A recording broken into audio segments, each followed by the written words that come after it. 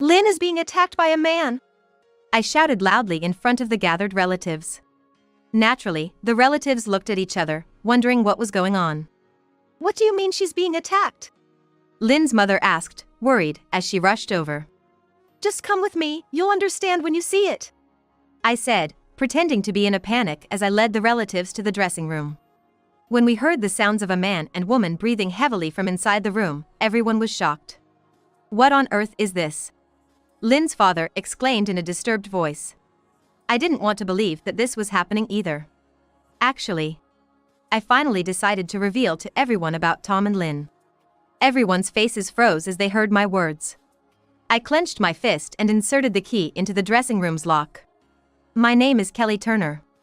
I'm 56 years old and work in a real estate company. I married Tom 30 years ago, and we had our son Ken 2 years later. Ken is 28 this year. Recently, Ken introduced us to Lynn, his classmate and fiancée. Lynn was as beautiful as a TV reporter, with a face that any man would find attractive. She was a well-mannered young lady, and I thought she was the perfect match for Ken. Tom seemed to feel the same way and quickly became friendly with Lynn, chatting and laughing with her. Ken and I have been together since college, Lynn said, leaning towards Ken and looking very happy. Their bond seemed very deep.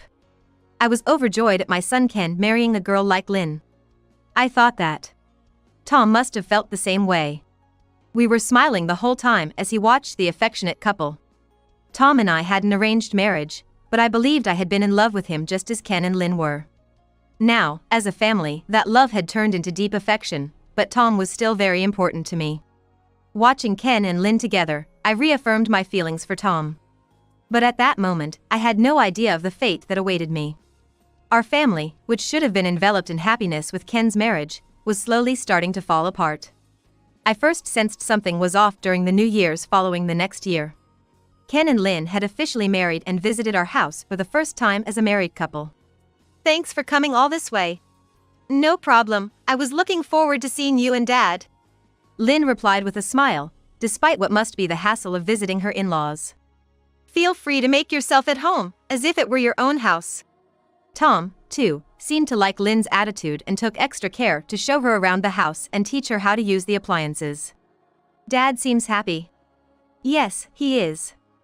We only have one son, so I think he's thrilled to have a daughter now. In fact, I was also happy to have a daughter like Lynn, having never raised a girl myself. Tom already seemed to think of Lynn as his daughter, and he was more excited than usual.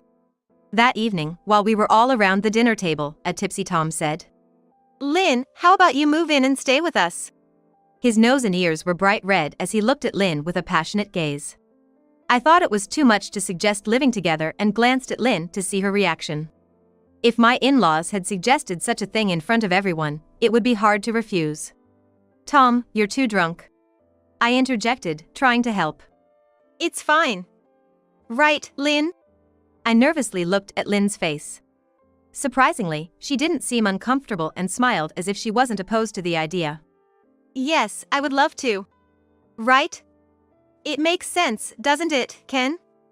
It would save on rent, and it's a win-win if Lynn comes to live with us, Tom said, his face growing redder with happiness that Lynn agreed so readily to move in. Lynn probably just nodded in politeness to Tom's suggestion. But Tom, taking it seriously, must feel very fortunate. Enough, you're embarrassing. I'm sorry, Lynn. Just forget about what he said, I said. No, I don't mind at all.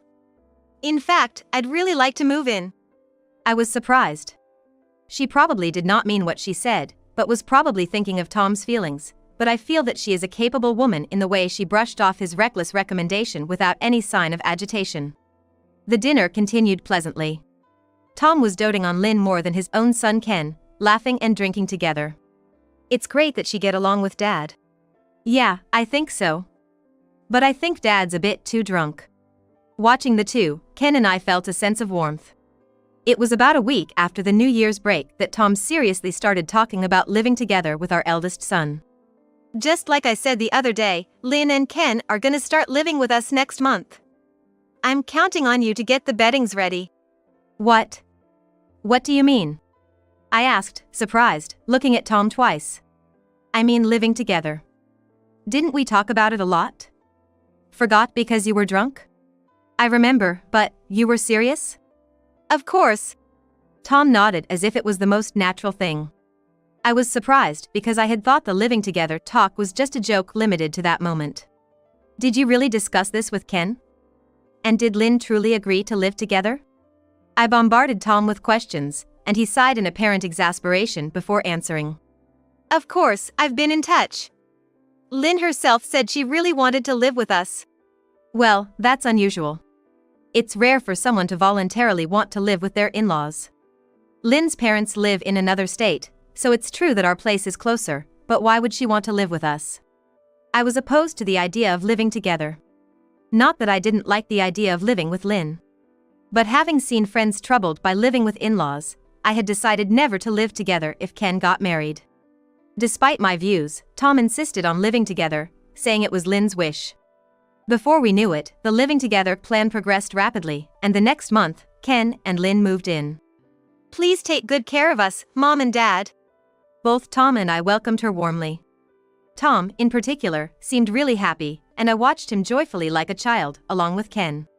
Living with Ken and Lynn went smoother than I had expected. In fact, it was almost scary how well Lynn and Tom got along. Lynn seemed to like our home and, although a homemaker, she appeared lively and happy every day. She took care of most of the housework, which made things easier for me. Our days were lively and fun, but then Tom started feeling unwell and began missing work frequently. Are you okay, Tom? You've been looking unwell lately. I don't think it's anything serious, but it's a bit hard to go to work. I'll take another day off. All right, make sure you go to the doctor if it gets worse. I know. Tom buried himself deeper into the bed as he saw my concern. Leave Dad to me. If anything happens, I'll take him to the hospital right away. I'm glad I'm a homemaker, Lynn said, which reassured me somewhat. Indeed, with Lynn living with us, I could leave Tom's care to her with peace of mind. I left for work feeling relieved. When I returned home from work, Tom looked better and more energetic than in the morning. How are you feeling now? Much better, thanks to Lynn taking care of me. Tom's face looked somewhat happy and I had my doubts.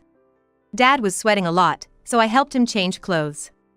I also wiped his body down and cleaned him up. Oh, you did all that? Yes, he's my dear father-in-law, after all. I had thought nursing Tom meant just checking on him or maybe making some porridge. Lynn's level of care was more than I had expected. However, Lynn had even helped Tom change his clothes and wiped his body. Thank you, Lynn. I feel much better now. I'm glad. Lynn replied, her voice seemingly lively. I noticed Tom was grinning a bit too much. And, though I had my suspicions, I thought it was good that they were getting along and didn't say anything at that time. After that, Tom began frequently missing work, claiming to be unwell, and each time, Lynn took care of him. Every time I came home from work, I couldn't shake the feeling that the atmosphere between them crossed the line of father-in-law and daughter-in-law. I even started to doubt whether Tom's illness was real. The two of them, could they possibly be? I didn't want to think about it, but once the thought entered my mind, I couldn't rest until I knew the truth. So, one day, when Ken was on a business trip, I lied about also having to leave for a business trip on the same day. Lynn, I'm sorry to ask, but could you take care of the house for me? Of course, leave it to me, Lynn replied eagerly.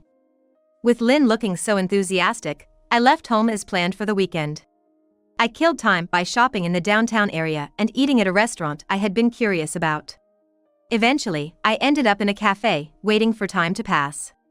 The time seemed to drag on forever. Finally, around 10 p.m., I left the cafe and headed straight home. Tom and Lynn thought I wouldn't be returning that night. Probably enjoying their time alone.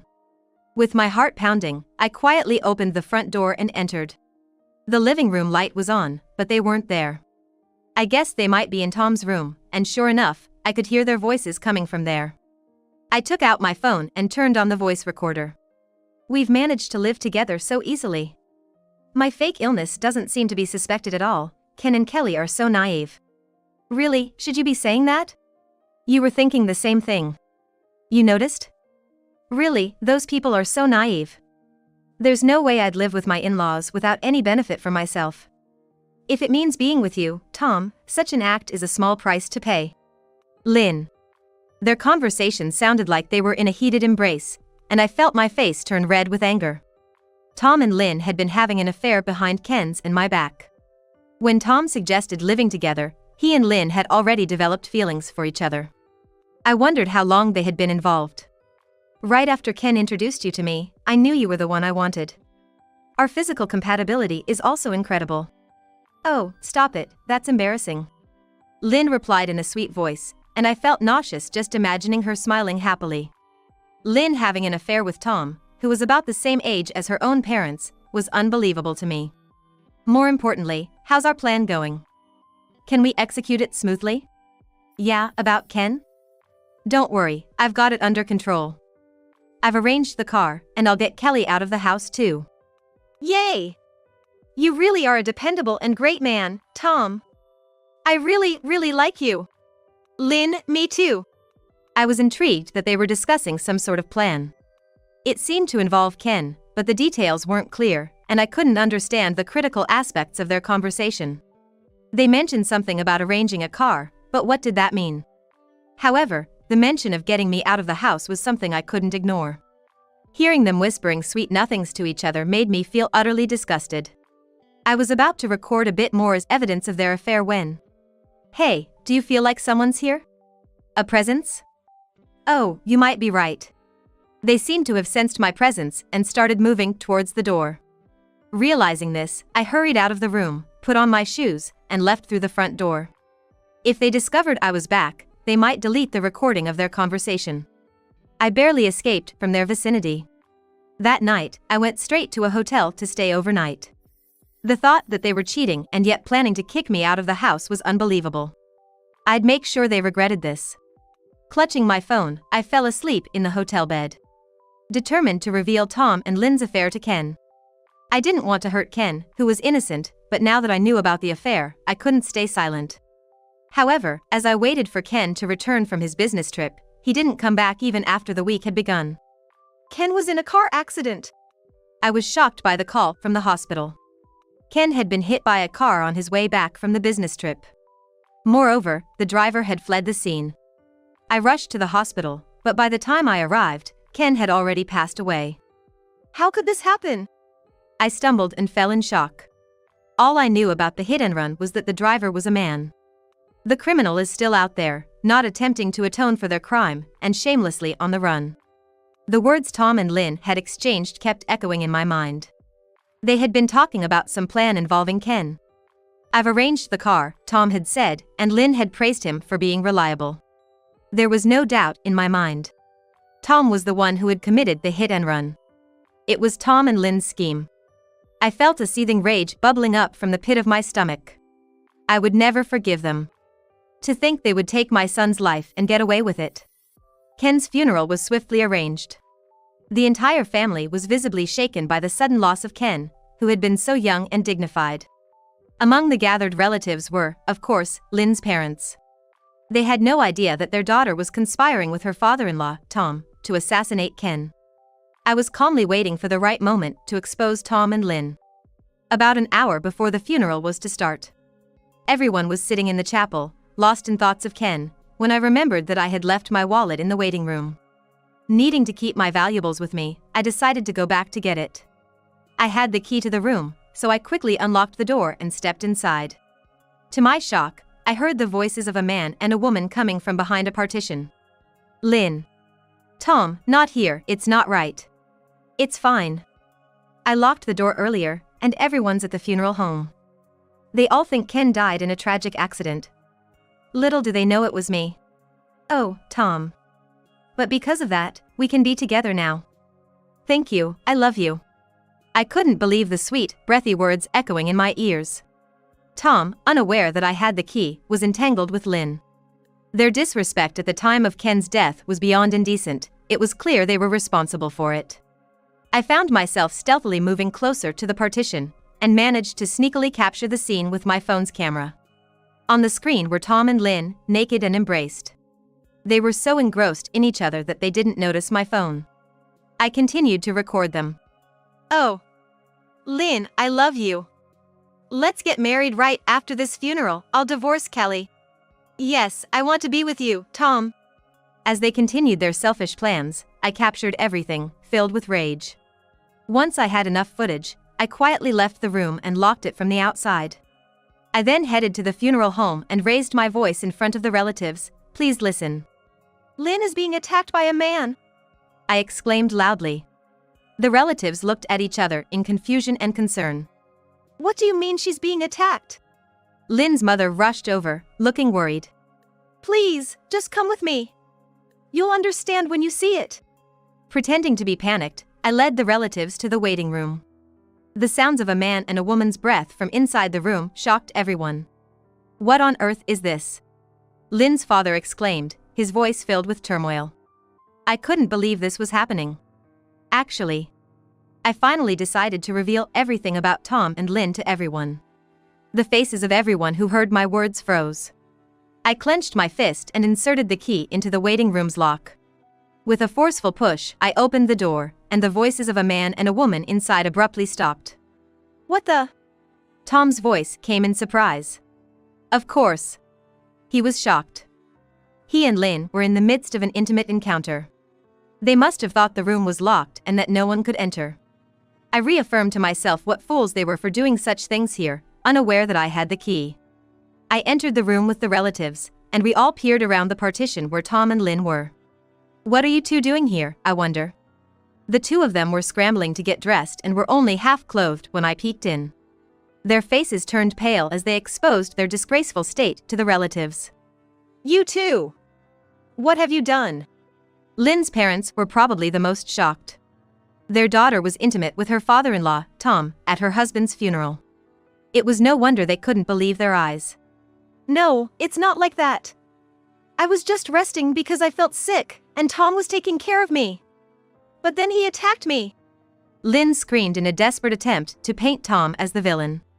Tom seemed surprised by Lynn's accusation and yelled back, What are you talking about? It's true. It's unthinkable that a wife mourning her husband would do something like this herself. Lynn's words visibly shocked Tom, who felt betrayed. I couldn't stand their farce any longer and said, Excuse me, may I say something? I happened to see the two of you being intimate together earlier. My revelation made Tom and Lynn glare at me in unison. The relatives were holding their breath, waiting to see what I would say next. What nonsense are you talking about? You really are a dumb and gullible woman. Ah, and Ken was just as foolish. He must have inherited that from his mother. Tom lashed out at me and Ken. I had never been directly attacked by Tom before, but now it was clear. From the moment he met Lynn, he didn't care about me anymore. To think a man his age would be so easily seduced by a woman as young as his own daughter, it was despicable. Oh, can you still say that after seeing this? I confronted Tom boldly, showing him the video I had recorded earlier in the waiting room of him and Lynn in the midst of their affair. The video, of course, captured Tom and Lynn, who never imagined they were being secretly recorded, indulging in their desires for each other. What is this? Why did you record this? Tom and Lynn's faces turned to panic as they watched the video. The relatives present were also turning pale with shock at the unfolding events. Lynn, is this true? Why did you do this? It's not true, Mom. This is some mistake. There's no way I would love anyone other than Ken. Lynn tried desperately to explain, but doubt was spreading across her mother's face. As the video reached a particular point, everyone's faces froze. It's fine. I locked the door earlier, and everyone's at the chapel. They all think Ken died in a tragic accident, even though I did it. Oh, Tom. But because of that, we can be together now. Thank you, I love you. The video revealed Tom's confession of the hit and run and evidence of their love affair. The look of disbelief spread across everyone's faces. Even I was deeply shocked when I first heard their words. I couldn't believe that Ken lost his life because of these two. You killed Ken? Lynn's father looked at Tom as if he were a monster. This is a setup. I didn't do it. Tom shouted, but his excuses sounded utterly desperate. What about this then? I began playing a recording of Tom and Lynn's conversation at home, discussing their love for each other and planning to harm Ken. It was all there, they're planning to harm Ken. This was recorded at our home the day before Ken died. Everyone, after hearing this, do you still think these two are innocent? I asked. Everyone shook their heads. The video and the recording had a profound impact. What have you done, you old hag? Because of you, everything about us and Ken got exposed. Hey Lynn! Watch how you speak! Lynn's true colors showed as she shouted, and I sighed in dismay. Lynn, I thought you were a well-mannered, wonderful young lady. But since you started living with us, I began to suspect something. You were just acting like a decent person with common sense. In reality, you were laughing at me and Ken in your heart, weren't you? That is. Lynn's face turned bitter and she stuttered, apparently hitting the mark. She then looked at Tom as if seeking help. However, Tom, not wanting to increase his guilt, glared at Lynn and shouted. That's right. It's all her fault for seducing me. Who flirts with their father-in-law like that? Despite how many times I refused, she kept persisting, so I pretended to reciprocate her feelings just for a while. Lynn probably didn't expect Tom to shift the blame onto her. I could see her expression changing from surprise to anger. However, she too had betrayed Tom just moments ago, making them equally guilty in this situation. Hey! You're the worst! Weren't you the one who seduced me in the first place?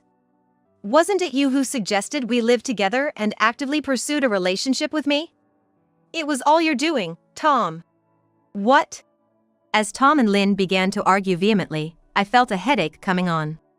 Was my son's life lost because of these two despicable people and their charade? I truly feel so sorry for Ken. I clenched my palms tightly. Listen. It doesn't matter who seduced who, or who is more to blame. The fact remains that you both trampled on mine and Ken's dignity and took his life. And instead of apologizing to Ken, you won't even admit your guilt. This is outrageous. Ken's life was not a tool for your affair and arguments. Apologize to Ken right now. I was surprised at the anger that surged from within me as I looked back and forth between Tom and Lynn. This anger was not just mine. It was for Ken's grief and for everyone present here. Tom and Lynn's expressions froze, turning to fear. Please forgive me. I just wanted to be with Lynn. I thought getting rid of Ken would make us happy. I'm sorry too. Tom and Lynn apologized with their hands and knees, but their actions had taken my son's life. This was not something that could be easily forgiven. You two apologizing here means nothing. Go to jail and pay for your crimes. If you understand, then get out. You have no right to be at Ken's funeral. I spat out the words, and Tom and Lynn, shrunk in fear, left the waiting room. Surely, with so many witnesses to their crime, they wouldn't think of escaping. After chasing them out, I slumped to the ground, drained of all energy. I'm so sorry for what our daughter has caused. We never meant for this to happen to Ken. Lynn's parents came to me on their hands and knees. They must be in tremendous pain too. They could never have imagined their daughter would conspire with her father-in-law to kill her husband. Please, get up. The blame is not yours alone, my husband is equally at fault. The two responsible are Tom and Lynn. You, the father and mother, are not to blame. As I said this, Lynn's parents finally looked up, tears in their eyes. No one cried aloud during Ken's funeral. Everyone just bore a heavy weight in their hearts, silently mourning his tragic fate. I hoped Tom and Lynn would truly pay for their sins. That's all I wish. Afterward, Tom and Lynn went to the police as expected to confess their crimes. Their sentence hadn't been determined yet, but considering they took a life, their punishment would be severe. Imprisonment was inevitable. I thought to myself, dully, that I wouldn't have to see their faces for a while. Even if they were released from prison, I doubted they would be together again. I had witnessed Tom and Lynn betraying each other at Ken's funeral, accusing each other of the crime. Their love had probably cooled off after that incident. Ironic, isn't it? They committed a crime to foster their love, but in the end, they wouldn't end up together. I felt even more pity for Ken. His life was used and lost without any meaning. My heart ached as I constantly thought about him. I intend to divorce Tom. I can't imagine staying married to the man who played a part in taking my son's life. I have resolved to live the rest of my life cherishing Ken's memory. Lynn, too, seems to have been disowned by her parents and will have nowhere to return to after her release. She had been a housewife since marrying Ken, but now she'll have to fend for herself. I don't know how well she'll manage on her own after committing such a grave sin, but I think she deserves to taste hardship. No matter how much she atones, Ken won't come back. Compared to the pain Ken and I endured, living alone should be trivial. I can only hope that Ken is smiling down on us from heaven. That's all I wish for now.